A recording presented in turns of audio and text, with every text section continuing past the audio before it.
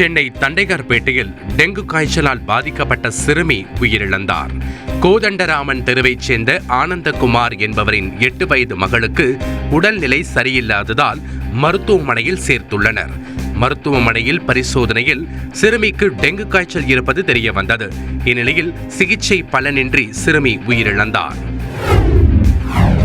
ஈரோடு மாவட்டத்தில் உணவு சாப்பிட்ட பிறகு மயக்கமடைந்த 2 குழந்தைகள் மர்மமான முறையில் உயிரிழந்து கிடந்த சம்பவம் அப்பகுதியில் பரபரப்பை ஏற்படுத்தியுள்ளது.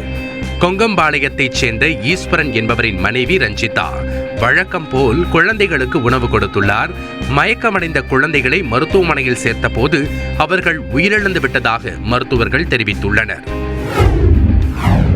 வேலூர் மாவட்டத்தில் ஒப்பந்ததாரரிடம் 6000 ரூபாய் லஞ்சம் வாங்கிய பஞ்சாயத்து செயலரை லஞ்ச ஒழிப்பு போலீசார் கைது செய்துள்ளனர். சீக்கராஜபுரத்தைச் சேர்ந்த சுதாகர் என்பவர் ஒப்பந்த அடிப்படையில் சாலை, பேருந்து நிழற்குடை, தண்ணீர் தொட்டி அமைக்கும் பணிகளை மேற்கொண்டுள்ளார். இவருக்கு காசோலை வழங்குவதற்காக பஞ்சாயத்து செயலர் ராஜேஸ்வரி 6000 ரூபாய் கேட்டதாக தெரிகிறது. இது தொடர்பாக சுதாகர் கொடுத்த புகாரின் பேரில் ராஜேஸ்வரியை லஞ்ச ஒழிப்பு போலீசார் கைது செய்தனர்.